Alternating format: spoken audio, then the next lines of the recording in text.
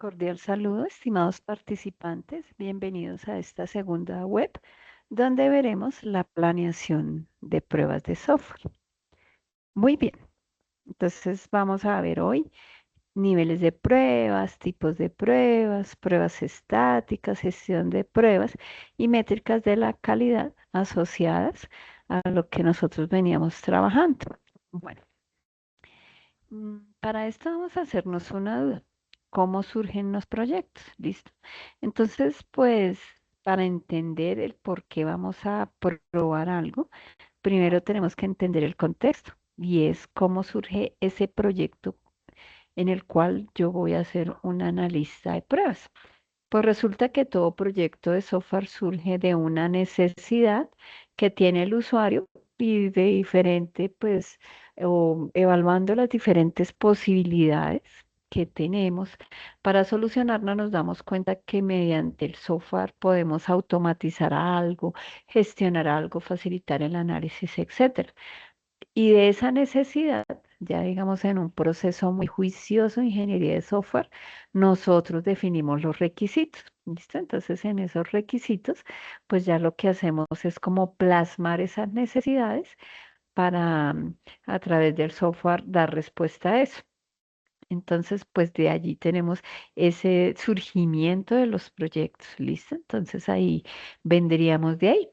Eso nos sirve para cuando nosotros estemos haciendo diferentes pruebas de software, que nosotros digamos, bueno, el sistema que voy a probar en realidad, qué es lo que va a hacer en la operación, en el día a día, ¿no? Entonces es un software que, por ejemplo, me permite administrar unos digiturnos de un sitio de atención al usuario, entonces ahí entiendo todo el problema y que pues seguramente esos turnos tendrán unas categorías que tengo que tener, por ejemplo, prioridad para adultos mayores, personas embarazadas y demás. Y entonces pues ya todo eso me permite a mí como hacer pruebas muy orientadas o muy de cerca a esas necesidades.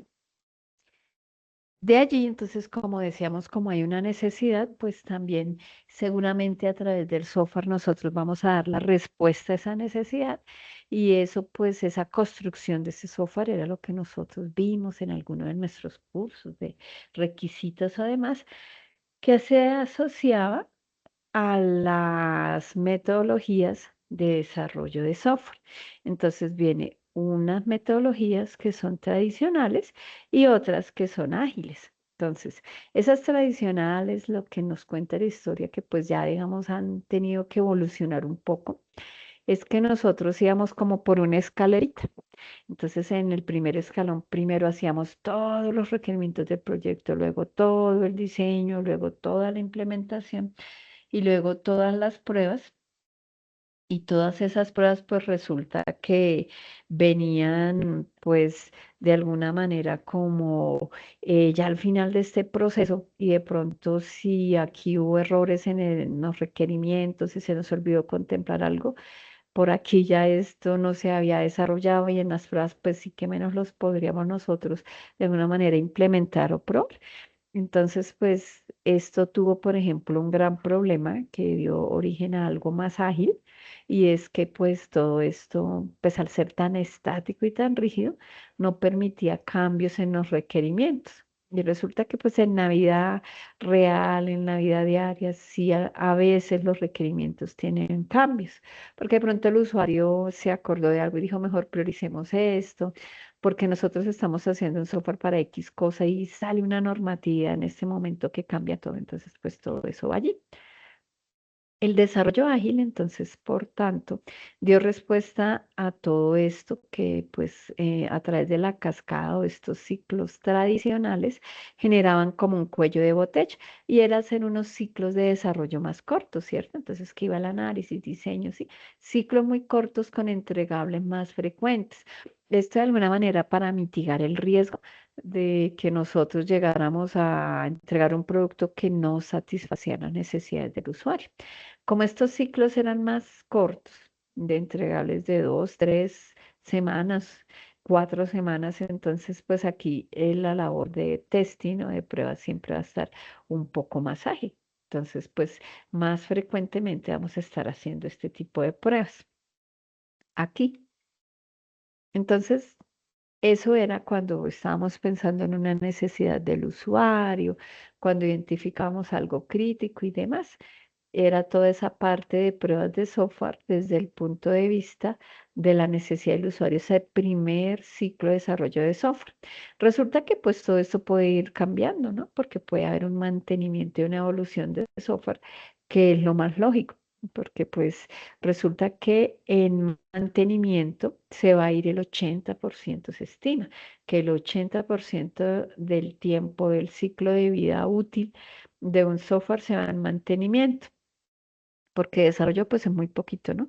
20% es la primera vez, entramos la primera versión, chévere y todo, y en mantenimiento ya empezamos a meter diferentes cambios que son originados por diferentes causas. Por ejemplo, una causa, una causa puede ser que nosotros identificamos que se nos fue un error en producción y puede darse, entonces pues toca hacer un ajuste para solucionar eso. Otra causa es que el proceso ya cambió, el proceso en el cual el software está operando, entonces pues toca ajustarle algo al software, porque cambia la normatividad, porque surgen nuevas necesidades del usuario y al software hay que incluirle nuevas funcionalidades. En fin, hay muchas causas aquí en esa parte de mantenimiento y entonces nosotros lo que hacemos ahí pues es ayudar a esa evolución del software.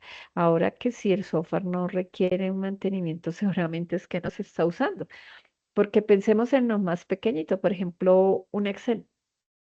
Un Excel, de todas maneras, así tengamos algo ahí, en algún momento nos toca modificar una fórmula, ¿cierto? Entonces en el software con mayor razón más.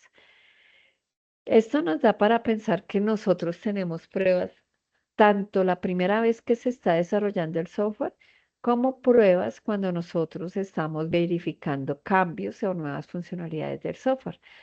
Para hacer esas pruebas nosotros podemos hablar de niveles de pruebas en una primera instancia. ¿Listo? Entonces, cuando yo voy a probar el software y estoy pensando en los niveles de software, estoy yendo de lo más particular a lo más general. Entonces, ¿qué es lo particular? Lo particular es que, por ejemplo, yo pruebe un componente. ¿Qué puede ser ese componente? Por ejemplo, una clase. Alguien adicionó una clase que me va a gestionar algo que exporte un reporte que está ahí en pantalla, que lo exporte a PDF, Excel, etcétera. Entonces, ese puede ser un componente. Ese es esa parte que exporta un reporte.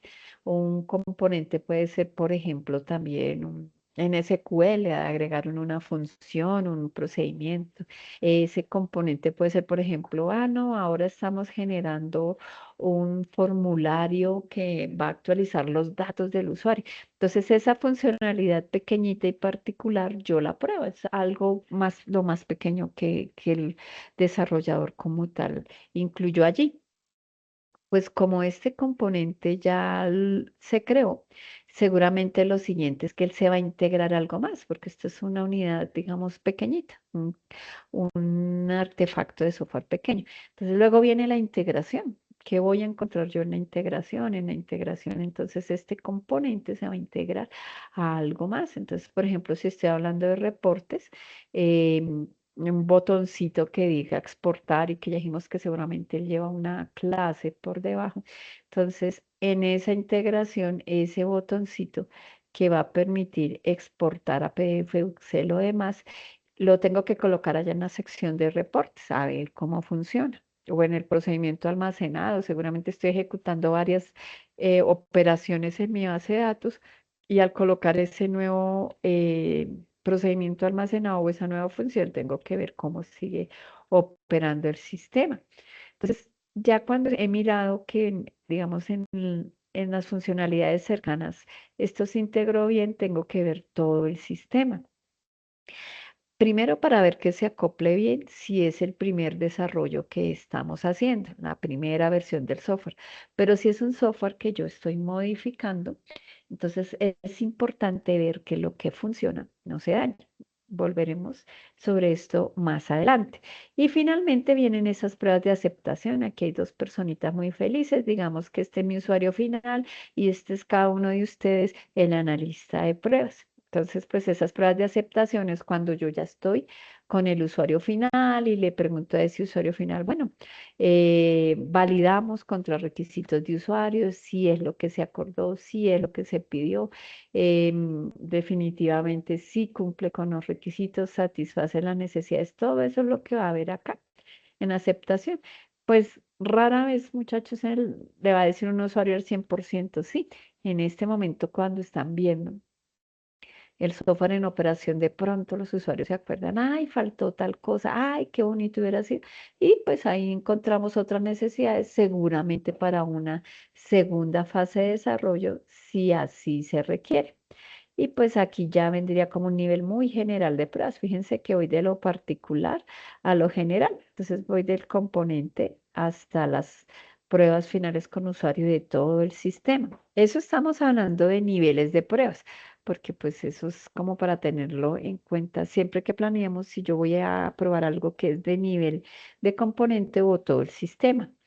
Hablamos también de tipos de pruebas. Esto nos lo va a pedir un documento que vamos a diligenciar nosotros, que es el anexo de planeación de pruebas. Entonces, en tipos de pruebas, si yo me enfoco en la parte netamente funcional, o sea, no estoy viendo código fuente por dentro, sino estoy viendo, operando el sistema como lo haría ese usuario final. Por ejemplo, entro en sitio web, lo ejecuto, miro allí las funcionalidades, reportes y demás, sin llegar al nivel de código. Esas son pruebas funcionales, como si yo fuera el usuario final, en pocas palabras. Pero también puedo hacer pruebas sobre cosas no funcionales. ¿Cuáles son esas cosas no funcionales? Siempre hemos dicho por aquí aspectos de seguridad. Resulta que a mí me gusta mucho la parte de ciber. Entonces vamos a ver qué tan seguro es este software, a ver si me deja hacer algún ataque. O seguramente también voy a ver, por ejemplo, cosas de usabilidad. Me fascina el tema de usabilidad. Entonces vamos a ver si este software tiene cosas mínimas de usabilidad. Por ejemplo, puedo ver tiempos de respuesta, puedo ver cómo se adapta a diferentes sistemas operativos, a diferentes navegadores, a dispositivos, cómo me aparece el portal web en una celular, en una página así. Todas esas cosas no funcionales las evaluamos acá. Hablamos también de pruebas de caja blanca. Recuerden cuando podemos nosotros ver el código, que podemos ver el contenido de eso que estamos probando. Entonces, qué chévere. Ahí ya entraríamos nosotros hasta llegar a ver el nivel del código. Son menos frecuentes, pero pueden darse. Porque a nosotros por lo general siempre nos ponen pruebas funcionales más que de caja blanca. Pero estas, por ejemplo, son sobre todo en cosas tipo, por ejemplo, programación de bases de datos relacionales, que alguien se crea una función, entonces yo sí puedo ver el código de lo que está haciendo esa función, que no es lo mismo que yo esté pues viendo por acá el portal en un sitio de pruebas y no pueda ver como tanto el código. Y pruebas asociadas al cambio. Esas pruebas asociadas al cambio, como les comentaba, el software va evolucionando, puede ser que requieran un cambio en cuanto a nuevas funcionalidades, nuevos módulos, corrección de errores y demás. Y entonces acá, pues asociadas al cambio sería para ver que lo que funciona siga funcionando. Dentro de esas diferentes variedades de pruebas, vamos a mirar unas, o ya habíamos hablado sobre que yo puedo mirar el software ejecutando, y eso se llaman pruebas dinámicas, pero como no siempre ese software va a estar ahí disponible para que yo lo pruebe, por ejemplo, pensemos que los desarrolladores todavía están probando. Y yo de todas maneras tengo que ir adelantando o preparando lo que voy a hacer en la parte de pruebas. Entonces hablábamos como de algo llamado pruebas estáticas. Esa es la evaluación de otros productos de trabajo. ¿Qué otros productos de trabajo puedo ver? Por ejemplo, leo los requisitos funcionales, no funcionales, o las historias de usuario, los criterios de aceptación, y así me hago una idea con esos requisitos, qué es lo que yo tengo que hacer, ¿no? En mis pruebas. Entonces, si el requisito dice permite adicionar al carrito máximo un producto de 500.000, bueno, ya sé que eso es lo que tengo que ver. También puedo ver modelos UML o modelos entidad-relación, arquitectura, y puede que esto me dé una idea también, por ejemplo, en el modelo UML ya puedo ver qué actores tiene el sistema, qué chévere. Entonces, ya con eso, entonces sé que mi prueba se va a orientar al actor administrador, al actor, por ejemplo, paciente, al actor médico, ¿sí? Podría ver el código si voy a hacer unas pruebas de caja blanca, entonces con el código los productos existentes, o yo podría imaginarme más o menos qué probar. Si fuera, por ejemplo, un grupo de sentencias SQL. Puedo ver productos de prueba. Entonces, ¿cuáles son esos productos de prueba? Por ejemplo, alguien ya había probado previamente funciones similares o ya existe una prueba previa del producto que yo voy a hacer.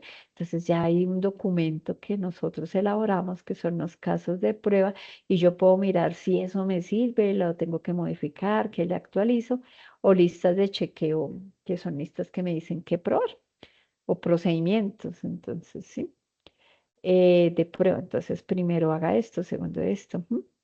Podría también ver modelos de proceso, diagramas de actividad, y eso también me da una pista de cómo tengo que establecer mi prueba, y le voy aquí hacia manuales de usuario. Entonces, finalmente, otra manera que yo puedo ver es que a través de los manuales de usuario yo pueda de alguna manera leer cómo tiene que funcionar el sistema, y así puedo planear mis pruebas. Allí entonces, como venimos de ese mundo de pruebas, de que las pruebas lo que hacen es verificar la calidad del producto, ya hemos dicho que existen diferentes niveles de pruebas, tipos de pruebas y demás. También es importante usar algo que son métricas. Las métricas me permiten medir, ¿no? Entonces, por ejemplo, una métrica es decir, cuántas funciones de las que estaban en los requisitos fueron implementadas. Eso es una métrica. Me permite medir, habían 10 funcionalidades o 10 reportes y creamos 4. Entonces, no nos dio el tiempo de desarrollo para más. Dentro de esas métricas de calidad que me van a permitir medir algo, entonces podemos hablar de métricas para la calidad interna, para la calidad externa y la calidad en uso. Esto se asocia a un trabajo que vamos a hacer de manera individual.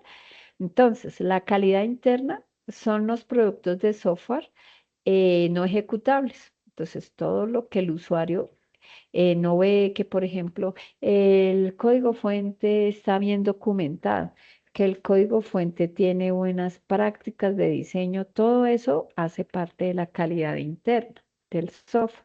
Por ejemplo, la documentación es importante si yo estoy pensando que mi sistema siga constantemente en crecimiento y sea adaptable y demás, porque hay una buena documentación allí. Si no hay documentación y el día que el programador se fue, entonces seguramente el nuevo que entre le toca leerse todo el código para tratar de entender esa lógica, y allí invertimos un tiempo que de pronto pues hubiera sido más óptimo si hubiese una buena documentación.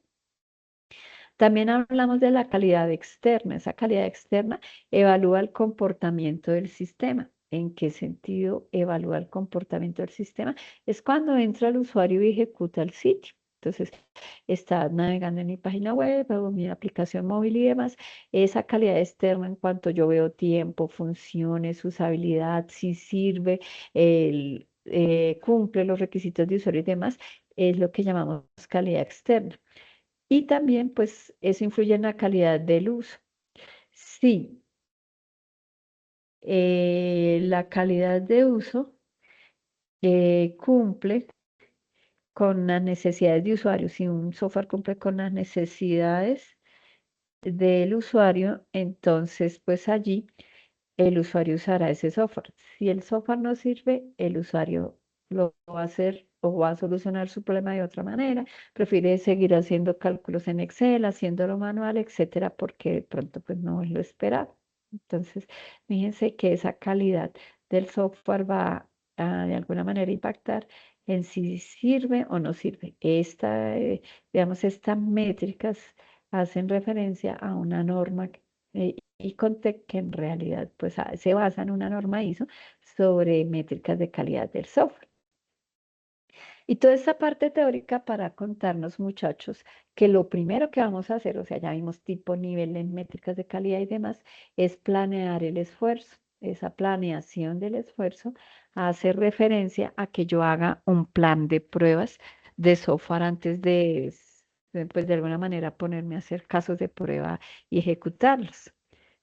El plan de pruebas de software, ¿qué es? Es un documento que tiene algunas características. Aquí tenemos una plantilla que es la de uno de los anexos, y eso pues lo tomamos de la ISO 29119 que habla del software testing.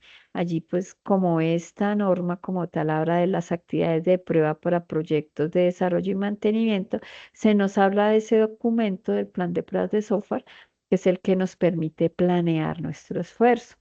En el plan de pruebas, pues nosotros vamos a escribir diferentes cosas. Entonces, qué objetivos, recursos y demás. Y algo interesante es que allí pues también tenemos que hablar del enfoque de la prueba. Las pruebas pueden tener diferentes enfoques. Cuando nosotros decimos vamos a hacer una prueba y un enfoque, entonces vamos a ver qué se podría. Por ejemplo, en la parte analítica, nosotros nos vamos a enfocar cuando decimos que la prueba es analítica, nos estamos enfocando en algo, en un factor, por ejemplo, en un riesgo. Si fuera una aplicación cuya seguridad debe ser crítica para el sistema, entonces pues me voy a centrar en los riesgos para ver que ese ataque, esa vulnerabilidad no se manifieste. O puedo centrarme en los requisitos. Esta es como la más común.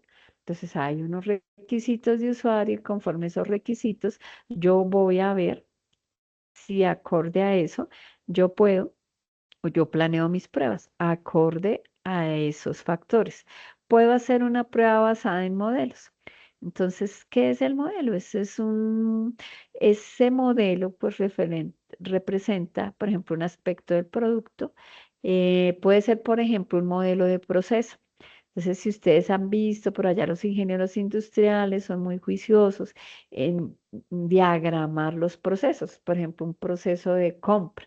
Entonces, seguramente el proceso de compra implica que yo tenga que ver si hay existencia de un producto, afectar el inventario, conectar con algún botón de pago de estas pasarelas de pago, también pues actualizar el inventario, verificar toda la parte de envío, ¿sí? Entonces, fíjese que todo eso es un proceso, como los pasitos, ¿no? Pedir el producto, verificar existencia, afectar inventario y demás. Si yo tengo claro ese modelo, sé, por ejemplo, en qué parte del software voy a estar trabajando, allí podría entonces ver eso. Hay unas pruebas que son pruebas metódicas. Esas pruebas metódicas hacen referencia a un conjunto predefinido de pruebas. Es una lista de pruebas que yo tengo allí. Entonces, de pronto ya no es como tal un diagrama o un caso de prueba como tal, que luego lo veremos, es un documento donde no tiene precondiciones, poscondiciones, sino como una lista de chequeo.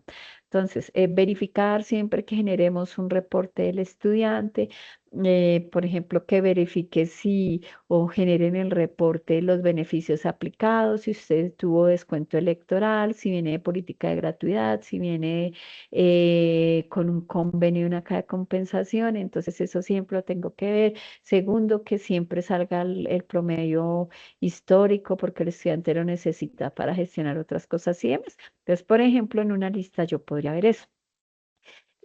Pruebas conforme estándar. Entonces, cuando hay reglas o estándares externos o normatividad vigente, entonces que estoy generando una historia clínica y eso tiene que estar acorde a estándares internacionales. Por ejemplo, en un momento se habló de algo que era el HL7, que era como una estructura en XML.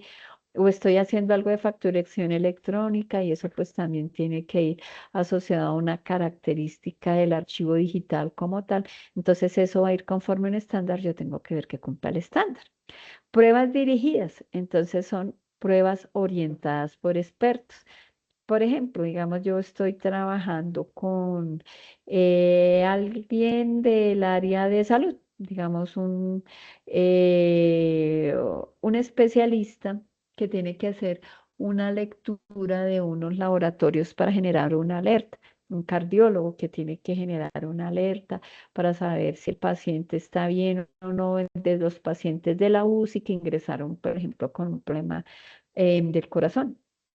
Pero ¿quién me permite verificar si esa alerta está bien? Pues él que es el que conoce, uy, no, si tal examen le salió sobre tal valor, si este otro examen, si en este prueba de laboratorio salió así, entonces el sistema de generar una alerta, pero esa me la orientó un experto, ¿sí? Porque es el que conoce bien toda su área de conocimiento.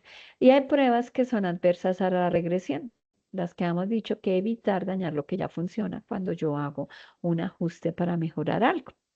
El plan de pruebas de software, que es la actividad que nosotros vamos a desarrollar, pues contiene todo esto. Tiene los objetivos, los riesgos, el alcance. Va a tener un enfoque de pruebas, qué recursos van ahí, qué actividades de prueba voy a realizar, una estimación de un calendario, unas métricas y un presupuesto. Entonces es un documento que me permite ver todo un panorama de pruebas. Aquí es donde nosotros nos damos cuenta que en realidad las pruebas implican muchas cosas, ¿no? No solamente de pronto sentarme a probar, sino también ser muy juicioso en todo esto, enfoques, recursos, actividades y demás. Y dentro de esas pruebas, pues también tener en cuenta esas pruebas de regresión de las que hemos venido hablando, que son aquellas que me permiten establecer que no se altere el software cuando yo incluyo nuevas funcionalidades. Cuando hablamos del calendario de pruebas, que es algo que tenemos que incluir en nuestro plan de pruebas, pues uno puede de alguna manera establecer esos cronogramas de los analistas de pruebas mm, desde varias ópticas. Por ejemplo, que la prioridad es que primero usted debe probar este módulo y luego este y luego este, porque así establecimos, por ejemplo, si estamos trabajando en Scrum, cuando hicimos como la planeación de esa iteración, entonces ya sabemos cuál es la prioridad. O puede ser que sea por dependencias. Si el módulo de login no sirve, yo no puedo seguir dentro del sistema por alguna razón. Entonces, primero probamos el login y luego lo demás. Pruebas de regresión para mirar que las nuevas funcionalidades no afecten lo demás. Entonces, pues primero probaría ese componente, luego las otras funcionalidades en las cuales el componente interactúa.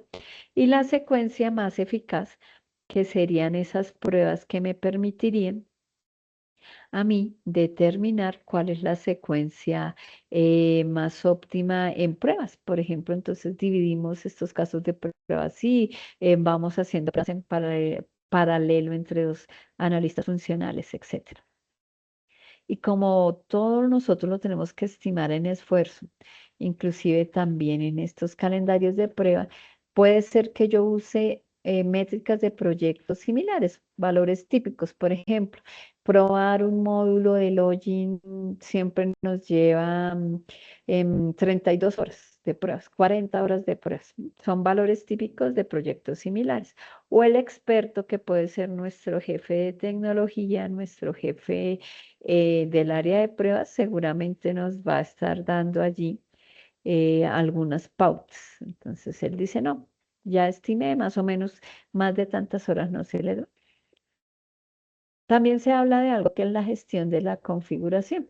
Eso nos sirve, hablando de repositorios, para dejar en un repositorio de todos esos elementos de prueba, mantener la trazabilidad y tener un control de versiones, por ejemplo, en casos de prueba. Puede ser que se haga a través de un software, porque hay software que nos permite eso, o de pronto si yo tengo una plantilla en Word, por ejemplo, entonces que todos esos productos y artefactos de pruebas yo los pueda dejar también en un repositorio y estar bien versionaditos y todo. Y algo muy importante es la gestión de defectos. Todo defecto debe registrarse, todo lo que nosotros encontremos que no es consistente en su funcionamiento, lo debo registrar. Donde pues acá nosotros tenemos, por ejemplo, una matriz de defectos, pero ya en sus labores, cuando trabajen en el área de pruebas, todo se debe dejar registrado y por escrito, porque entonces se debe hacer seguimiento Y de pronto yo le digo al de desarrollo, oiga, usted no sé qué, y al de desarrollo se le olvida, porque pues así somos nosotros, llenos de trabajo y demás.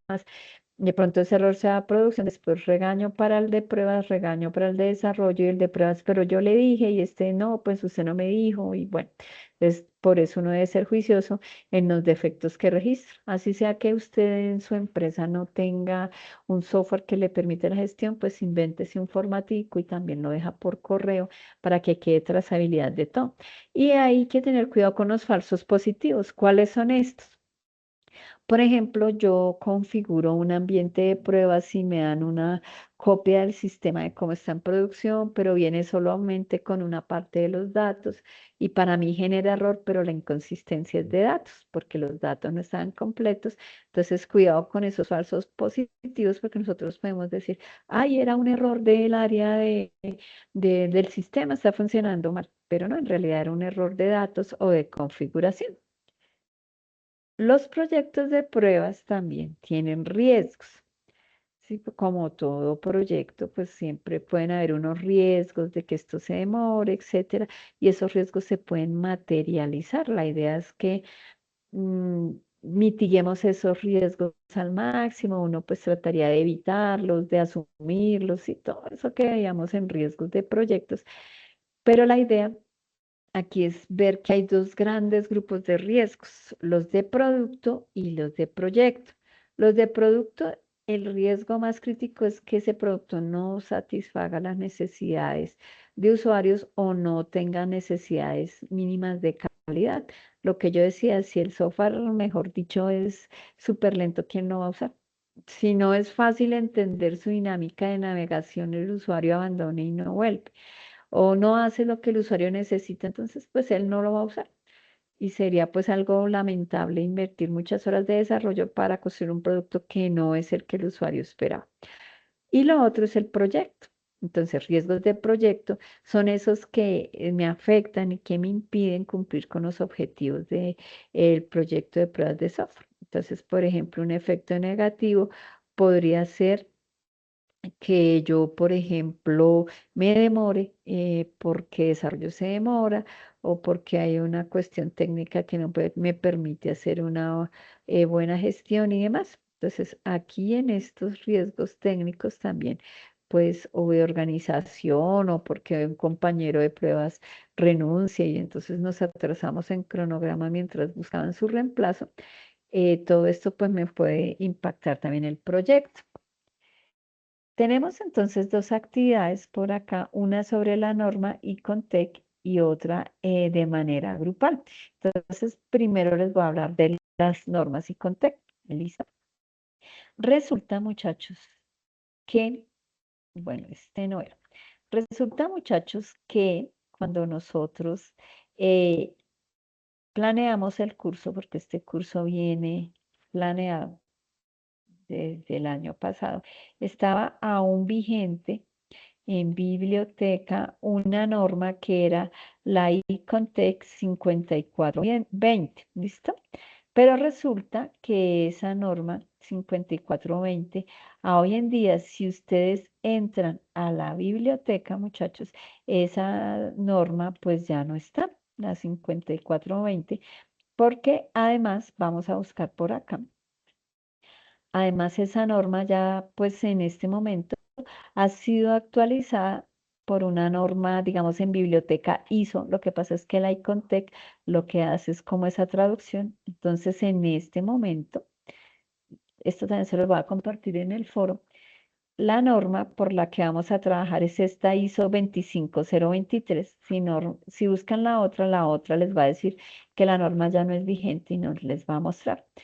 Pero entonces vamos a buscar esta ISO para algo. Vamos a hacer una prueba nosotros sobre el servicio de ayuda de la aplicación que elijamos. O sea, paso uno, elegir la aplicación que vamos a probar entre el grupo colaborativo. Entonces, ¿qué decidimos entre los dos?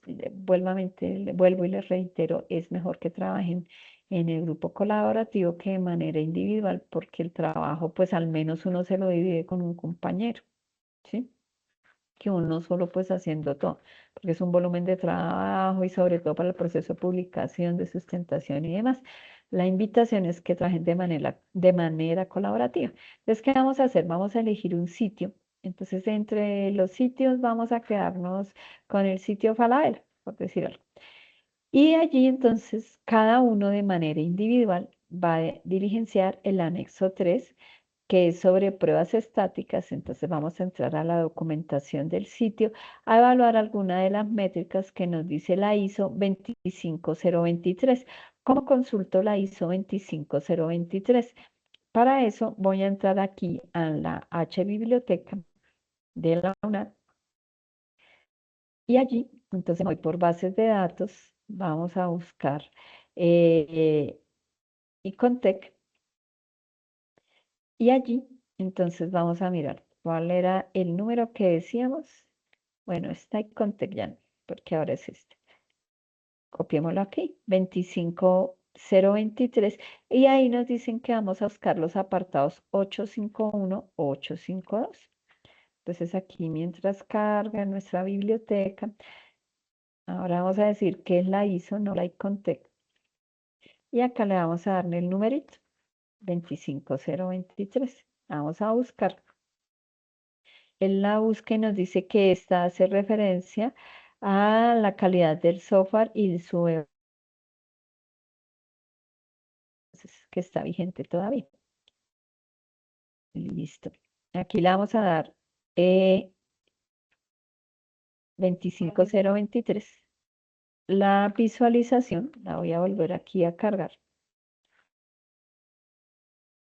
para que esa nos permita de alguna manera llegar acá a buscar estas normas. Entonces, 25023.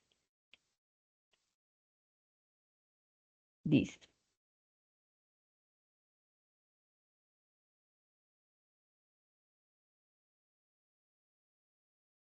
Listo. Entonces aquí está. Miremos a ver si por este lado podemos hacer la previsualización. Sí. Requisitos y evaluación de la calidad del software. Listo, muchachos. Entonces, por acá, fíjense que él ya nos está hablando de algunas métricas. Entonces, vamos a mirar métricas asociadas a la idoneidad funcional, que es esta.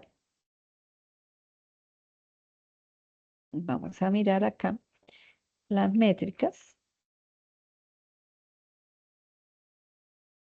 Aquí está evaluación de la capacidad, compatibilidad. Por aquí hay una parte, capacidad de aprendizaje. Entonces acá está, pues, por ejemplo, aquí en el 852 podemos ver algunas medidas de capacidad de aprendizaje. ¿Listo? Entonces, 851 y 852. En la 851, que son eh, medidas de capacidad de reconocer la adecuación, es verificar que ese software sea idóneo para el uso que se previó. Entonces, por ejemplo, si yo voy a probar Spotify, entonces pues el uso es que yo pueda escuchar música, descargarla, escuchar algunos audios allí relacionados a podcasts y demás. Entonces, pues si me permite hacer eso, es idóneo para lo que fue creada esta aplicación, ¿cierto? Entonces, allí me sugieren tres métricas. ¿Listo, muchachos? ¿Qué proporción de escenarios de uso describen en la descripción del producto o en la documentación del usuario? O sea, en este caso, en en nuestra sección de ayuda. Allí miraríamos de los escenarios que yo probé, cuántos están apareciendo allá. Se supondría que todo debería estar en ese manual de usuario, ¿no? Entonces, por ejemplo, ustedes pueden decir, voy a probar de Spotify la parte de trabajar offline. descargar música. Ah, entonces voy a mirar en las guías de usuario, en los manuales de usuario, si esa sección de descargar, de decir descargar en tu dispositivo y demás, aparece de manera completa en la descripción. O por ejemplo, si voy a generar 3 reportes de una aplicación, puedo mirar la completitud de la descripción. ¿Cuántos de esos escenarios aparecen allí? Aquí pues me están dando otros 2 ejemplos de cobertura de la demostración y de autodescripción del punto de entrada. Y también fuera de eso tengo las medidas de capacidad de aprendizaje. Por ejemplo, puedo preguntar qué proporción de funciones se explica con suficiente detalle en la documentación de usuario o en la función de ayuda para que el usuario pueda aplicar las funciones. O sea, que ustedes digan si realmente, nuevamente estoy probando solo esta parte del software que se eligió en el grupo. Entonces vamos a mirar eh, de acuerdo a eso qué funciones si están explicadas de manera suficiente. ¿Listo? Entonces allí podría haber yo, porque puede ser que no estén explicadas de manera muy clara desde mi punto de vista de usuario. Eso es lo que vamos a evaluar. Entonces, de esa norma ISO 25023 que ya vimos en biblioteca como la buscamos, escogemos de acá, nos decían que escogiéramos 4. Como esto estuvo pensado en otra norma, muchachos, para efectos de esta entrega vamos a escoger una y una, ¿listo? Una de acá, solamente. Entonces, una de la 851, una de la 852, que ustedes consideren, y diligencia en la tablita. Y si ustedes vieron la métrica, decía la fórmula, el nombre de la métrica, y ustedes la ejecutan con una parte de su aplicación, porque no vamos a probar todo el software. Entonces ustedes dicen, yo voy a aplicar esa métrica en la parte tal y si vi que en el manual de usuario sí cumplía o no cumplía. Una capturita de pantalla de evidencia y cumple sí o no. Entonces ya saben, solamente vamos a hacer 2. ¿Listo? Una por cada una. Entonces estas de una vez la vamos a quitar de acá porque pues estas ya no van. Que es la siguiente tablita que nosotros vamos a trabajar acá, que ya pasaría a ser la tabla número 3, que yo haga la revisión por pares. Es decir, yo propongo 2 métricas, mi compañero propone 2 métricas, la revisión por pares consiste en verificar qué métrica propuso mi compañero, qué me pareció importante, qué destaco de eso, qué le completaría yo, si es que hay algo que yo considere se debe completar o qué le sugeriría, o, compañero, de pronto haber contemplado tal cosa, y qué concepto usted da de las pruebas del compañero. Eso nos sirve para aprender a hacer algo que son la evaluación por pares en pruebas de software. Entonces es de alguna manera una estrategia para mirar, por ejemplo, en un equipo de trabajo, cómo están quedando los diseños de casos de prueba de otro compañero y evaluar y mirar a ver qué más podemos completar. No con el ánimo de criticar, sino con el ánimo que como equipo de trabajo todos podamos de alguna manera mejorar. Entonces la tablita 3 es la revisión por pares. ¿Listo? Esto se hace de manera individual. Entonces ya saben, la norma, una métrica para la sección 851, una métrica de la 852 y la evaluación por pares. La siguiente actividad. Entonces, como ya hemos venido hablando del plan de pruebas de software, que es ese documento donde yo realizo la planeación, vamos a elegir un solo sitio, ya las había comentado de pruebas de los compañeros, y vamos a diligenciar este anexo. Entonces, ¿qué vamos a colocar allí? Aquí vamos a colocar una breve descripción del sitio que elegimos. El sitio que vamos a elegir para pruebas es el sitio de Amazon Prime. Entonces, vamos a mirar una breve descripción del sitio. Aquí un objetivo principal del documento. Este documento permite evidenciar la planeación del producto de pruebas, etcétera, etcétera. El alcance de pruebas va a qué funcionalidades vamos a probar. Entonces, si somos 5 compañeros, 5 funcionalidades, si somos 2 compañeros, entonces tomemos 2 módulos que vamos a probar. ¿Listo? Entonces, aquí hemos decidido que vamos a probar el módulo de tal y el módulo de tal, cada uno. Entonces va a definir en este documento qué partes del sistema, funcionalidades o módulos vamos a probar. ¿Listo? Entonces, estos son los módulos que probamos, esto no lo vamos a probar. Esto sirve para como una especie de contrato ya en la vida real, decir, estos módulos no entran en esta iteración de pruebas. Luego de eso vamos a colocar algo que son los elementos de prueba y vamos a listar unos casos de prueba. ¿Qué es un casito de prueba? Un casito de prueba es una funcionalidad que yo voy a probar y le voy a dar un nombre. Entonces, me explico. Por ejemplo, entonces digamos acá, voy a entrar a la página, quién sabe si me deja entrar a Falabella. ¿O no? Vamos a mirar a ver.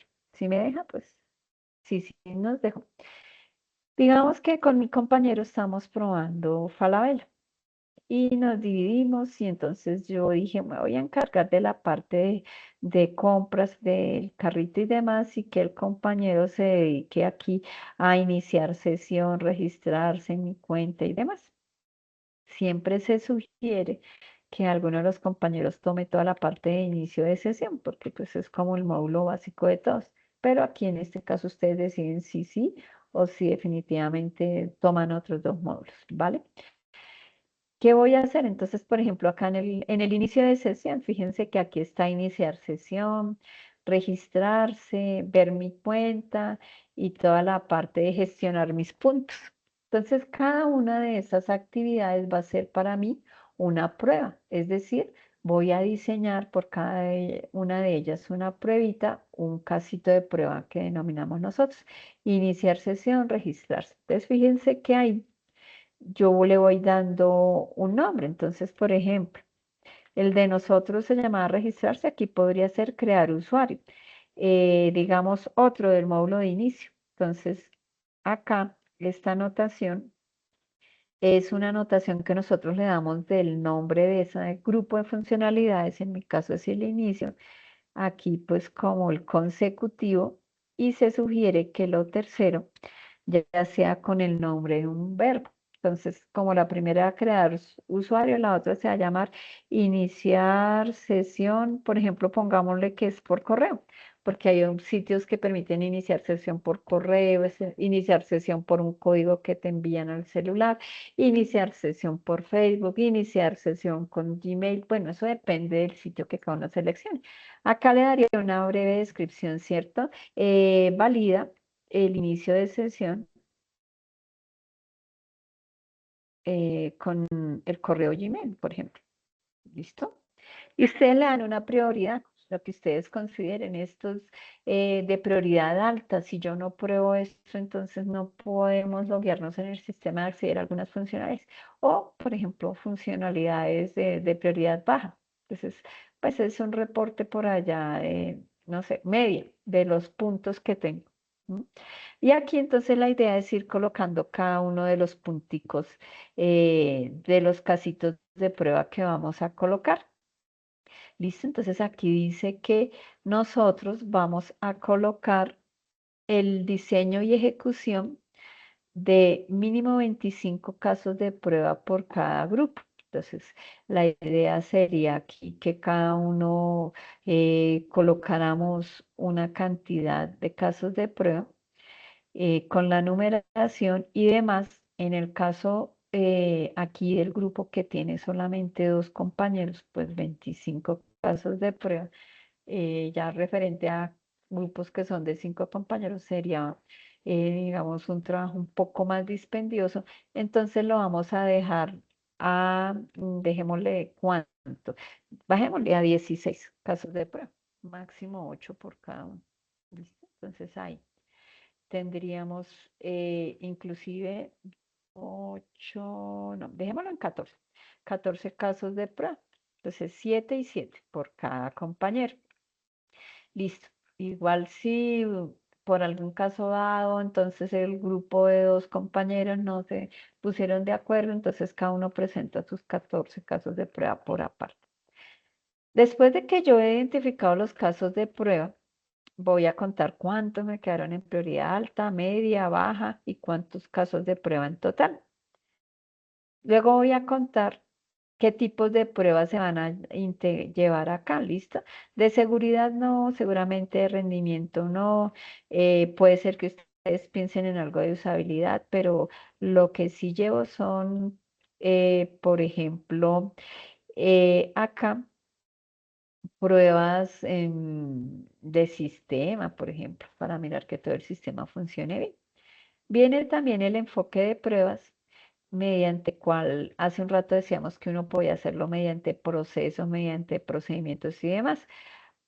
La más típica es que sean, por ejemplo, pruebas manuales o pruebas basadas en requisitos o en que se han identificado pues previamente o pruebas basadas en un procedimiento. Si voy a probar, por ejemplo, el carrito de uso o el descargar una película, una playlist, por ejemplo, entonces podría ser. Criterios de entrada y salida. Entonces, ¿qué requiero para empezar a hacer pruebas? Que el sitio esté estable, que el entorno de pruebas esté configurado y demás. ¿Y qué salida encontraré? Pues el número de casos de prueba ejecutados, sí, es lo que yo entregaría, el número de efectos que yo entregué y demás. ¿Qué entregables habrá? Pues el documento de pruebas que se generan. Los casos de pruebas sí fijo los vamos a colocar. Informes de pruebas también. ¿Listo? Aquí vamos a describir el equipo de pruebas. Uno de todos los compañeros del grupo va a ser el líder. De todas maneras, el prueba, solo es para saber que los grupos siempre deben llevar un líder. ¿Y quiénes van a ser los probadores? Fechas de inicio, pues aquí con esta actividad estamos dando inicio a las fechas de prueba. Cuando se acaban, estas pruebas se estarían finalizando por allá cuando finalice la etapa 5. En las pruebas, ya habíamos dicho, en todo proyecto uno puede tener riesgos. Entonces es importante que cada uno de los integrantes del grupo identifique un riesgo. ¿Listo? Entonces, cada uno va a poner un riesgo. Por ejemplo, riesgo, no conozco la funcionalidad, soy nuevo. Otro riesgo, que el sitio no esté disponible cuando yo vaya a probar. Otro riesgo, que desarrollo entregue los que yo me imagino, entregué tarde el producto y demás. Entonces, esos riesgos van a numerarlos de, de acuerdo a los que identifiquen. Vamos a mirar tipos de riesgos. ¿M? Entonces, acá los tipos de riesgos. Entonces, nos dicen acá que uno podría tener diferentes tipos de riesgos. Entonces, por ejemplo, acá los tipos de riesgos pueden ser técnicos, no conozco el sistema, cronograma, se demoraron en entregarme, experiencia, no sé nada de pruebas, ¿sí? El origen. Entonces aquí el origen, por ejemplo, desarrollo no entrega a tiempo. Resultado, pues se atrasa mi cronograma de pruebas. Señal, ¿cómo sé? Para la fecha establecida no recibimos el producto a probar. Pues alguna señal tendrá ese riesgo, ¿no? Y definimos el impacto y la probabilidad. El impacto es qué tanto eh, me afecta el riesgo en caso de que ocurra. No, pues resulta que puede ser un riesgo muy alto si eso pasa. Si se atrasa, pues seguramente será un riesgo alto. Por ejemplo, si no me entregan a pruebas para todo el proyecto de pruebas. Y también evaluamos la probabilidad de que el riesgo ocurra. Puede ser que sea una probabilidad baja. No, pues la probabilidad de que un terremoto acabe con, o un incendio acabe con el servidor es baja, pero coloquemos ahí ese riesgo. Pero puede ser una probabilidad baja. Entonces, fíjense, muchachos, que acá colocamos impacto, probabilidad, todas estas casillitas están acá explicadas. Y eso nos permite colocar un nivel y un valor. ¿Cómo hacemos para saber cuál es el nivel y el valor? Entonces resulta que acá en esta tablita, yo en esta parte tengo el impacto. Yo dije, no, si desarrollo no entrega, el impacto es alto. Y la probabilidad de que eso ocurra en medio. A veces se entregan a tiempo, a veces no. Entonces cruzo esta con este. Fíjense que acá tuve una A. Esa A es la que voy a colocar allá en esta parte. A de alto, ¿no? Entonces el nivel es un riesgo tipo A, o sea, porque está es alto, muy alto, bajo. ¿Listo? Muy bajo. Y esa A también tiene una clasificación con numeritos. Entonces la A dice que vale 4, es un riesgo que es importante. Entonces, fíjense la escala de clasificación de riesgo de 1 a 5.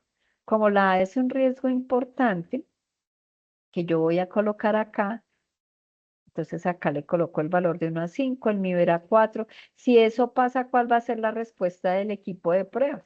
Entonces, la respuesta es que generaremos la alerta al equipo técnico para mitigar ese riesgo.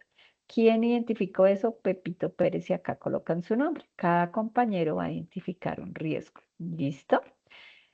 Además de los riesgos, ¿qué vamos a hacer? La técnica de estimación de tiempos. Para eso, entonces, nosotros, cada uno de los miembros del equipo, identificó un número de casos de prueba. ¿Se acuerdan que ahí decíamos si los casos de prueba eran altos, medios o bajos?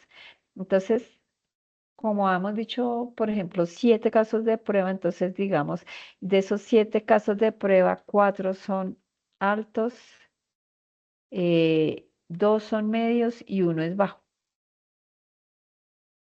Listo. Aquí me dicen que voy a hacer un cálculo que es el peso en minutos. ¿De dónde saco esto? De acá, muchachos. Entonces aquí dice peso en minutos. Entonces, por ejemplo, en este caso sería 120 minutos por 4 casitos de prueba. Y ahí ya tendría un subtotal. Y así para cada uno de estos. Aquí ya sería 90 por 2. Y acá 60, que es el peso por uno. Entonces, 60, ¿cierto? Y aquí tendría un total de estimación en minutos de lo que yo puedo obtener. Entonces, total, yo digo, bueno, listo. En la etapa de diseño, entonces me voy a demorar tantos minutos. Entonces, esos minutos los puedo pasar también, si deseo, a horas para que me sea más práctico.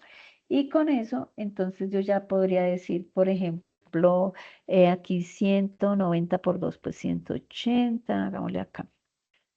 eh, y acá 60 por 1, sumar todo eso. 60 por 1 pues 60. Más 180 más 120 por 4, entonces, estos son 480, ¿listo? Entonces acá es 480, 180 y 60. Y ahí ya tendríamos una cantidad de minutos.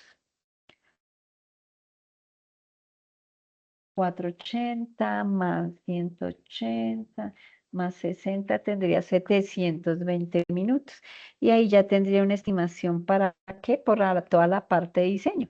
¿Qué es el diseño? Cuando voy a diseñar las pruebas, o sea, cuando voy a diseñar el casito de prueba. Cuando esté ejecutando esos, acá también voy a gastar unos minutos. En este caso es 100 minutos por cada 4 casitos de prueba, 70 minutos por 2 casitos de prueba, 50 por 2. Y documentación se vuelve a repetir 120, 90 y 60 que vimos allí.